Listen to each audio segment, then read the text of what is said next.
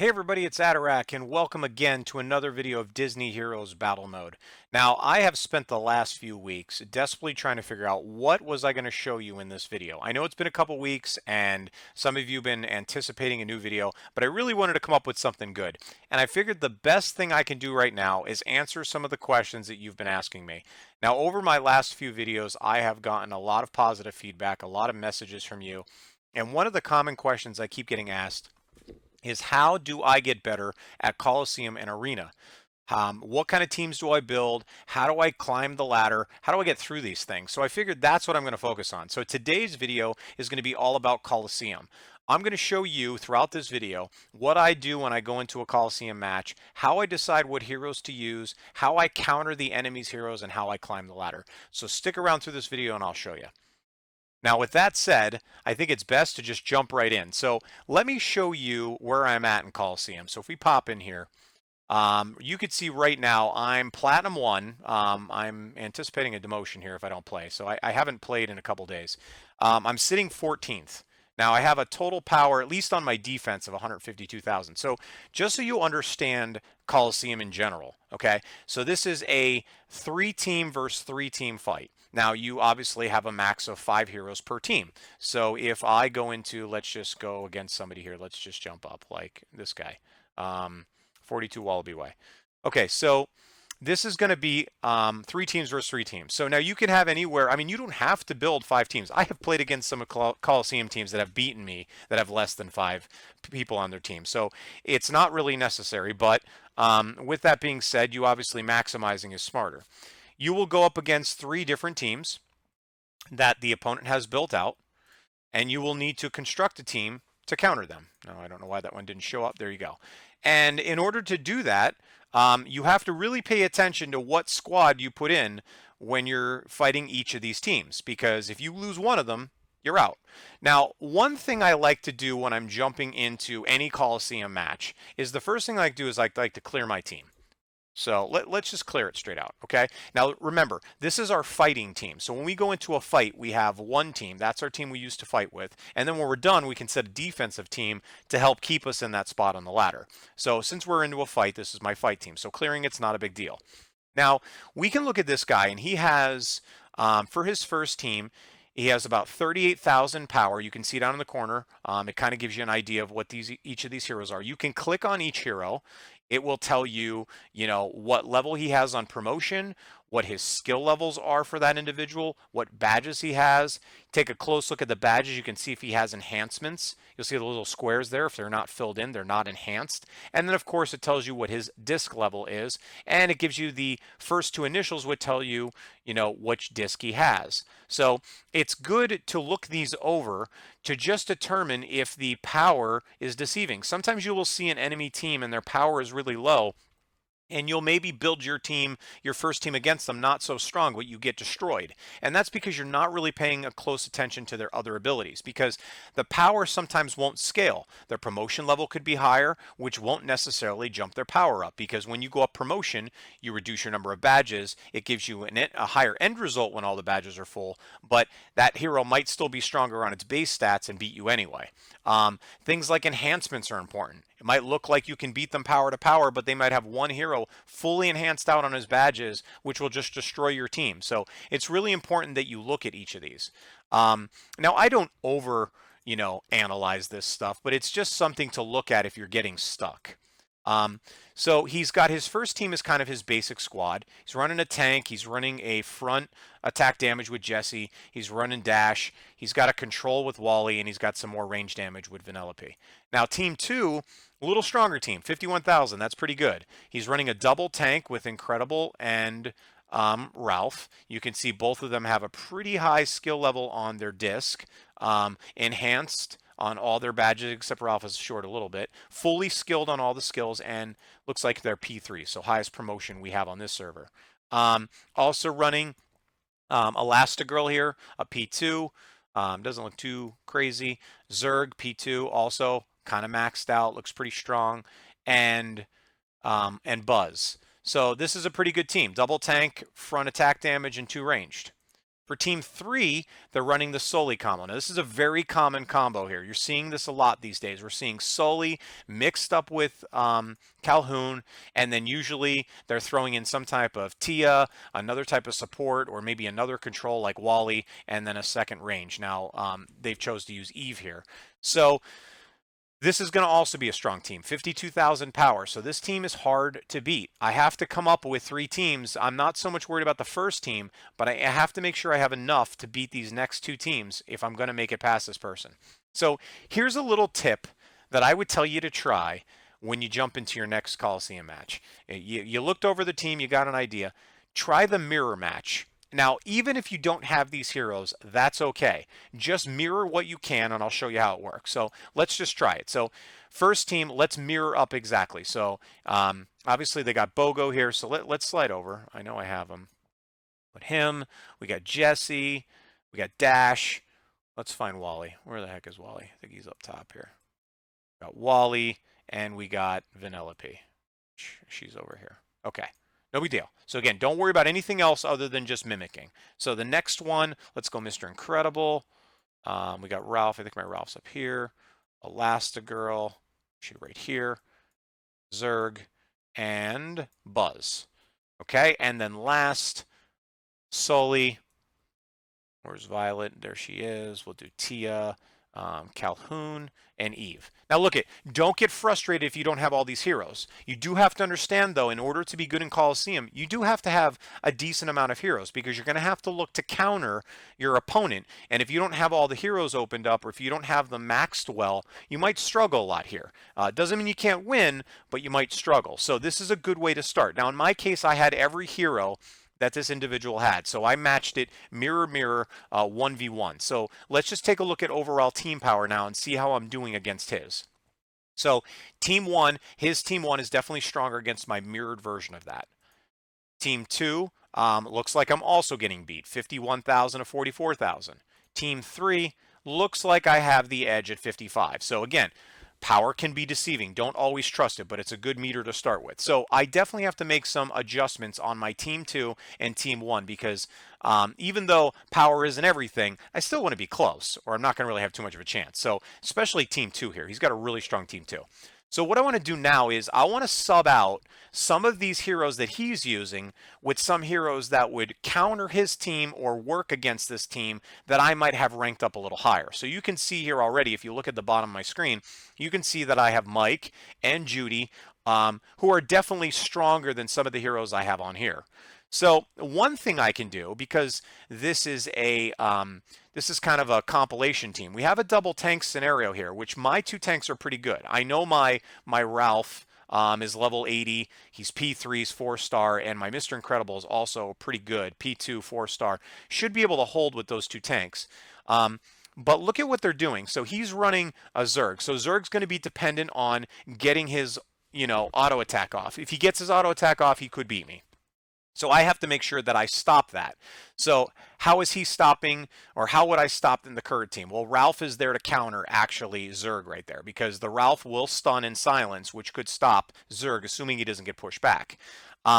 He also is running Buzz. So if I take Buzz out, for instance, who's, definitely not as high as my Mike, I take the chance of losing the Gravity Ball. Gravity Ball is good because that's going to put someone out of play for a little bit. So, if I'm going to replace Buzz, I have to come up with something that's going to work well with that. And then Elastigirl, she's a back range damage, or she's a front backline damager, so she can take out someone like Zerg in one shot. So if I remove her, I have to consider a counter to keep my Zerg alive. So with that being said, here's what I'm going to try. Since I know I'm going to definitely take out Elastigirl. And the reason being is I can find another way to take out his backline to counter the mirror Elastigirl that he has with somebody definitely stronger. And I can do that with Sully. And the reason I could do that with Sully is because I can stun them out, which would stop Zerg. If my Zerg gets off before his, I'll win the fight. Now, why is Sully important here? Well, Sully, as you know, has a scare. So does Zerg. When a scare is up on any of the enemies and Sully attacks, he will cause a stun. So, with that being said, I have another form of crowd control right now that I added by taking out Elastigirl. Elastigirl provides no major crowd control. So that could help me, significantly there if I get a stun off, because that extra stun could knock out Zerg, which would mean that my Zerg gets off, I win this fight, even if I am 1,000 power less. So that would be a good adjustment right there for me to make without going too far. Now, would I swap anyone else out? I don't really know. If I take out Buzz, which would be my next option, because he would be my next lowest hero, as you can see here. Buzz is way down here. And I can sub him in for maybe Woody or Jack, or even Judy. But none of those three, I think, are going to help me win this fight. I can get a charm from Woody, which wouldn't be bad, but that's not going to really guarantee that I shut down his Zerg and he can outpower me and out attack me. If I take Buzz out there. And the crowd control that Buzz brings, he brings a lot of damage. He also brings the gravity ball, so I don't know that that would work. If I take and put in Jack, well, I'll output a lot more damage than Buzz, but again, I don't provide the crowd control that Buzz is going to do. Judy has some good crowd control. She's going to help boost my stats up a little more, which could get my Zerg off quicker. She does have a knockback, so that could be beneficial. The problem is the disc I'm running with Judy, that disc is dependent on having another support on my team. It increases the amount of stats that they get from the deputize ability if I have another support, and I'm not running any other supports here. So she could be an option. It would definitely give me the advantage on power, and it would give me the boost from Deputize, which could get my Zerg off quicker than his. It does give me the res on Judy, which would keep her up longer. She's almost like having a sixth person, because if she dies, she comes back. So that could be an option. But I think before we do that, let's take a look at Team 1 and see what I have to adjust here. So since Team 1 is kind of a squish team, couple things I can do here. So let's take a look at tanks. So he's running Bogo. His Bogo isn't really that strong. My Bogo also isn't that strong. That could be someone we take out. Definitely can upgrade some damage here. So let's take out Vanellope and put in Jack right there, because that's damage for damage. Vanellope's not going to do anything great that I'm worried about. Definitely take out Dash. Let's put some control there. Double control on a team like this. Jesse, if she jumps to the back line, his Jesse, I want to have a way to control her. The charm would work well. The lasso would be good to pull the Vanellope out. So that would be nice. Jesse, we could also take her out. Let's just see what else I have. Again, I'm trying to save that Judy right now. If I did swap, so let's just say if I did take out Buzz to put Judy here, okay? It would get my Zerg to attack quicker, give me the extra life. I could then sub in Buzz here. So I could do something like this, and that would give me another form of crowd control with his gravity ball, give me his damage. I still have a pretty good way to counter Jesse, because I have the freeze from Wally and I have the charm from Woody. He doesn't have a double control scenario. That could work. That could work actually really well. I could even go one step further. What I could actually take out Bogo and I could put in Felix. I have Felix's disc, which freezes. It's Frozone's disc. It will freeze. He could outlast Bogo and bring me another form of crowd control if somebody was, to take out the dash. So maybe we try that. Yeah, I kind of like that. That could work. So basically, to sum up what I've done here, the first thing I did was I picked an opponent to go against, obviously. Next thing I did was I took a look at each of their squads that he's running, and I just kind of did a little brief over just to give me an idea what level, where he's at with these heroes. Now, after I did that, I cleared my team, and I straight up tried to mirror match. Now, if I was missing any of these heroes, what I would have done was I would have mirror matched what I could, and I would have left blanks wherever I couldn't. And I would have used the same process you just saw me do there. Instead of replacing some heroes with better ones to bring my power rating higher than his, I would have just subbed in heroes that would have been similar to a hero that I didn't have that he had. So if, for instance, in this group here, I didn't have Tia, what I would be looking to do here is I would look for another control hero or another hero that would bring to the table a similarity that Tia brings. So we know Tia has a curse, which there's not much we can do on the curse. She does have a charm. She does have a knockback. So the charm could have been by bringing in someone like Nick. He gives me damage. He gives me the charm. So I would out damage Tia, but and I would still have a charm. I could have done something like Woody here. Again, would have given me a heal, also given me a charm, and gives me a pull, which gives me some crowd control to pull a backliner forward. So that might be a good option to counter the Tia. So that's really what you're looking to do. You're looking at, in order to beat that team, you have to consider what heroes you have to counter out. If you don't own those, and if you can do a mirror match, you might just want to shoot power for power and just mirror up. Don't get discouraged either if you happen to do a straight up mirror match and your power level is higher across the board than theirs and you still lose. Because remember, if you're playing, if you play this game in automatic mode where you let the computer kind of fight for you, you are heavily dependent on the fact that attacks get off as quickly as they do because you have two AIs working against each other.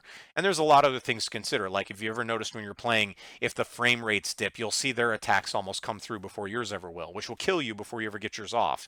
That has a lot to do with just the auto attack portion of this game. So if you do lose and you've mirrored him, mirrored the opponent exactly, and you do have higher power rating across the board, just fight them once or twice more, and eventually you're going to win, because it's just sometimes a coin flip there when you're that close, or when you're fighting a mirror match. So don't get discouraged and run away from it if it doesn't work. So I just have to go back here and I have to fill back in. What was it, Woody? Yeah. So here we go. So why don't we do this? I don't know if this is going to work. I really didn't even pay too much attention who I fought. I know there were a couple levels higher than me. So let's just let's fight this and see if the strategy works. So first team. So here we didn't have a quite match. We're dependent on a freeze or two from Felix, which it doesn't look like he did. But I am depending on a charm from Woody, which could keep us alive longer even if Felix goes down, which, as you can see, so far so good. So that worked out well. This was the second one, pretty close. I went for the Deputize on Judy. This would give me a boost to get my Zerg off faster. You can see my Zerg attacking right now. That worked out really well. So my Zerg attacked quicker because of Deputize, which made me win. And this was pretty much a 1-for-1, and I'm kind of hoping that my team is just stronger. This is the coin flip I was telling you about. And it's hard to say whether I'll win. I might have to play this a couple times, but this should work. So far, so good. You can see he got some attacks off quicker. Again, that's just part of the AI. So as you saw, we were pretty close. Only lost because if you watch that attack and if you go back and rewind this, you'll see that basically his attacks just got off quicker because it was an auto attack. Now, maybe it would have been more beneficial for me to do that manually, but you can see generally that's going to work. Now, rather than sit here for 8 minutes, I think if we ran that again, I'd probably win. But the idea was there. That's kind of how I look at when I'm building a team. Now, you can do this in every scenario. And again, it's going to take some time. You're going to have to tweak things. Maybe I run that again and it still doesn't work. So maybe I just have to look at my last team and maybe even though my power's higher and my heroes are higher, there might be a reason. Like he might have had, let me see who that was. I think it was this guy right up here. So, like I can just look here, look at his team 3. So one thing I see that he has me a little better advantage on, his Eve is maxed out. Mine is not. His Soli is 5-star, mine is 4-star. So, but my Violet's higher. So maybe something just as simple as that is even though like my power shows higher, his one hero might be a little stronger. Like that Soli lasting longer than mine did would prevent me from winning that fight. Or that Soli getting one more heal off, which basically is full health for that Soli, would help him win other than, than mine. So that's just a little tweak, but I have no doubt that I can win that fight because now I know how to beat his first 2 teams outside of him changing anything till we next fight. Now, with the defense, so when you're setting up your defense, when you've gotten to the point in the ladder where you can't fight anymore and you're kind of situated, the best way to do this is balance your teams and don't put your best teams first. Okay, mix and match. Remember, power is deceiving. You're fighting an opponent who's going to come in here and look at your power ratings on each of your teams, like mine, and they're going to anticipate where they're going to put their best team and when. So if they look at mine, like here's a team that's 47,000, here's a team that's 53, and here's a team that's 51. So they have to make a conscious decision here. If they're sitting with a 5-man group that their best group they have, their best 5-man team is 55,000, let's say power, they're going to have to decide where they use that. Do they use it against my 51? depending on what heroes they have. Do they use it against my team 2 where it's 53,000? And then they have to fill in the gaps elsewhere if they're not using the strategy that I'm giving you. So by me putting my team second, it makes them have to decide how they beat my first team. Um, and maybe they use up too much here, and then they get to team 2 and they lose. Then they have to fight me again, and it's this constant struggle like we're having right now. And maybe they'll eventually beat me, and maybe they won't. But when you are building your defensive team, think about team building in the sense of balancing. Like you'll see all my teams have a tank. So you got Mr. I there, you got Sully there, and you got Ralph on the last one. Look for things like control. I have a charm with Woody on my last team. I have a charm with Tia on my second team, and I have a charm with Nick on my first team. I like charms. Charms are huge because it takes one opponent and takes them out of the fight. It helps them fight for you. So putting a charm on every team is a kind of little tip I would tell you to do. I do play with supports. Not everyone does. In this case, like, Yax is probably not the best solution here. I probably would even take him out right now. Yax is pretty is falling on the tier list pretty hard, and he's not necessary there. Think about your damage that you're using. Does any of your damage bring any control to the fight? Like this one, we have Buzz. Buzz is going to bring his gravity ball. Number 2 here, we got we have Wally as a control. That's another control, which is going to give us a freeze. We have the shield coming in from Calhoun. That's a nice little support bonus that we'll get on this team. My first team, same thing. We have the kickback by Judy. We have the boost by Judy. We have the shields by Violet. So just think about if whatever you put in there, whether you put supports or not, or you just go straight damage, make sure you're not just picking damage that brings nothing to the table. Like if we only had like Zerg here, Jack, and who else? Can't even find one. And maybe Dash, for instance, if you had a good Dash or Vanellope. Those 3 are all good damage, but they bring nothing to the table other than damage. Zerg's not going to, stun anybody. Yeah, it's a scare, which increases crit, but that's not going to be any sort of crowd control. Vanellope's not going to do anything crowd control. She's just going to attack, and Jack is the same thing. He's basically just a heavy attacker. So don't stack all your range DPS that bring nothing else to the table. Try something like maybe a Mike here, because Mike can do his scare and then stun.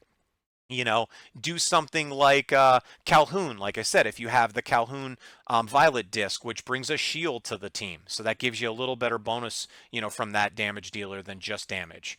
And then same thing here. Maybe looking at someone like I said, Buzz, who brings the gravity ball. Other things to look at. How do your damage complement the other heroes? Like one thing in this team is I have an Eve. You know that Eve does more damage to someone who has several types of crowd control on them, one being a stun. Well, she stuns along with the fact that you also have a stun coming from Ralph, so she's going to gain a double bonus from there.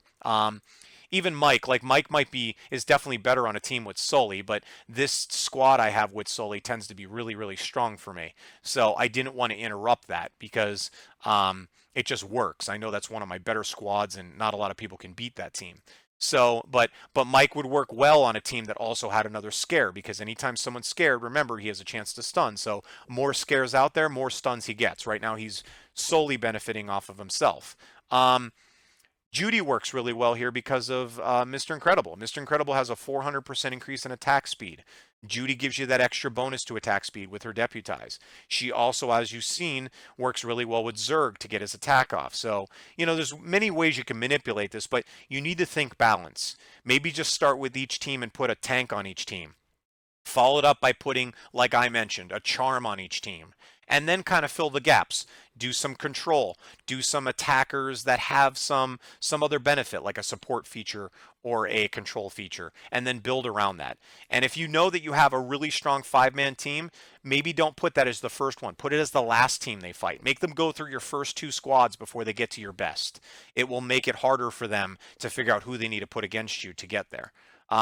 So that's pretty much it. I know it's a long video, but it's like a short amount of information what goes into this. Hopefully, though, some of this process and theory that I have when I'm doing this will help you. I'm sorry I didn't win that fight. I definitely think that would win, but I think if you take my strategy and you put it towards your Coliseum, you'll see that it will work rather well. and hopefully climb the ladder. So let me know what you think of this video, guys, in the comments. Make sure to subscribe, and I'll be sure to put up some more videos soon. Don't forget to follow me on Facebook, follow me on Twitter. You can find it in the comments, and I look forward to seeing you guys again. Thanks, and have a good day.